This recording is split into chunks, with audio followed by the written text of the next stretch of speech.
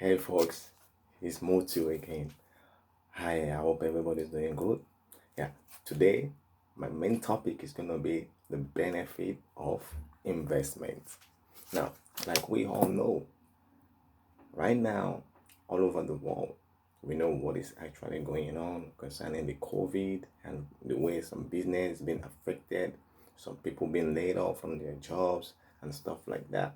So now, how can we prevent such thing affecting us, even maybe if it happens in the nearest future? And part of it is investing and making sure that we put our money in the right place so that in case anything or anyhow, in the future, something like COVID or stuff, any infection or any disasters happens, we will always be at the safer side.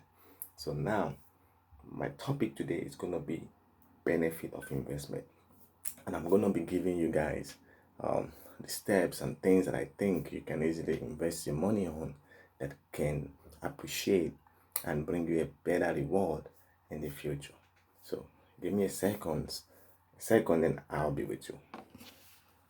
Yeah, so now part of the benefit of investing and things you can invest your money on, likewise things you should avoid spending your money on.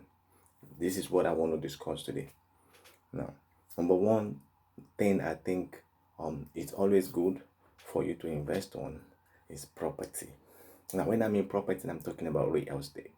If you have the opportunity to buy a house, build a house, you know, you can easily rent it out, and you make some extra cash from there.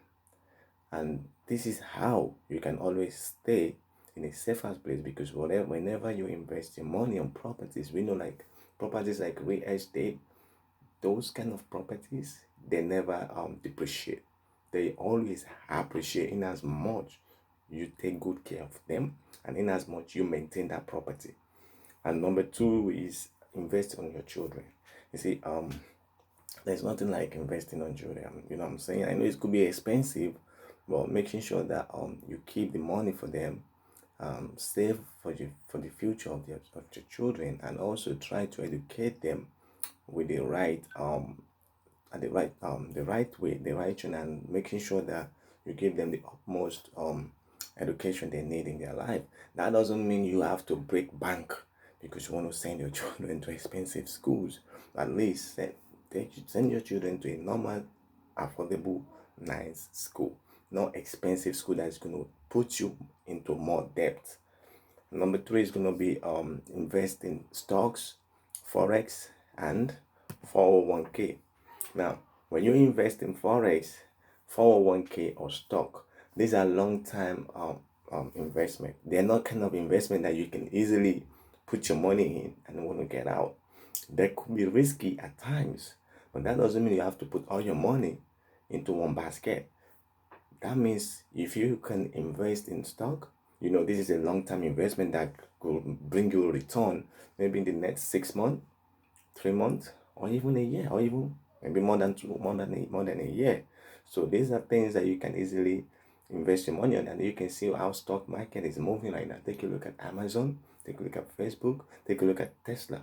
These shares were formerly like $5, $2 years back. Now a share of Tesla is like $650 per share, and this was back in like 2010 or so. It was like $5. But now, look at it. Within this space of 5-10 years, it's increased and it appreciates to like $650. That's more than, I don't even know how to calculate, maybe more than 600,000 plus reward on investment, or more than 600 point reward or percent or reward on investment. Maybe I can do the calculation anyway. And another thing you can also invest on is like commodities like copper, gold. Like we all know, when the dollar is going down, the gold appreciate. So gold is like how should I say, like a backup commodity where you can also, like a safe haven, you can also invest on, so that in case there's any crisis in the world that want to bring the value of the dollar down, then By that time, this then the share and the value of gold is going to go up. That's another way you can also invest your money in. And things that I would like, those are the things I like you can invest your money on. Then now I'm going to also tell you that another thing is diversification. Now, instead of you putting all your money in stock market, in real estate, just stock market alone, or just buying only properties, you can always diversify. That's why we call it diversification. Now, instead of putting all your money into one basket, why not distribute your money, like buy, maybe if you have the chance or the money, enough cash to buy a house on rent, buy stocks of different companies, buy like gold, and put your money into, like, distribute your money into different channels. Don't just put all your money into one basket, so that in case something happens, you can always have a backup, something to fall back on. Those are things that I think you can invest your money on, and things that I would like you to avoid putting your money into, because these things, we all like them, but they don't appreciate our value and our worth. They are just, for fancy sake. You know what I'm saying? But these are properties, like buying things like liabilities. And when I mean liabilities, like expensive cars, like cars that that the monthly fee you pay on the rent or on the loan on that car is super, super high. I don't think you need to overspend. But if you have the cash that you think you can always pay cash, buy it once, that would be a good idea. But paying like $700, $1,000 on a car insurance, on a car loan or car rentage, that's super crazy. But if you have the money, then fine, it's okay. But if you don't have that much, don't show no one that you just don't just go into it like you want to show off, because at the end of the day, it's gonna pass back on you. So what I would just advise you is stay away from high expensive cars that's going to take all your savings, if you can afford them. But if you could afford them, then that's better. Then buy it, then use it. But if you can't, avoid buying paying loans or on an expensive car. It's not going to worth it at the end of the day. And also avoid buying things you don't need. Sometimes we buy sneakers, we buy this, we buy that. Sometimes you just have to save or invest your money. You don't have to buy everything you see. Sometimes we buy things that we don't need.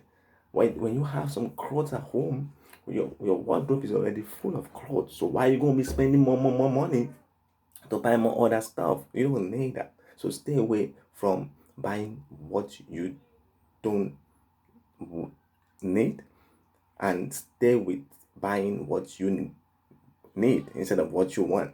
And the last but not the least is, I would say, like, avoid buying expensive things, whereas you can easily go to the store and buy something at a cheaper price.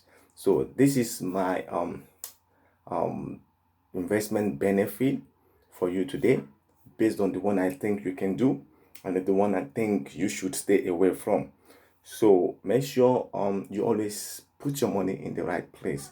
Avoid also putting your money in the bank, because the money you have in the bank doesn't work for you. It works for the banks, not you. So instead of wasting your time and keeping your money at the bank and let the bank use it for their own purpose, use your own money to invest in your own self. So this is my advice today, and this is my topic today: benefit of investing. I'll see you guys some other time. It's still me, Mutiu. Have a good one. Stay safe, stay blessed, and bye.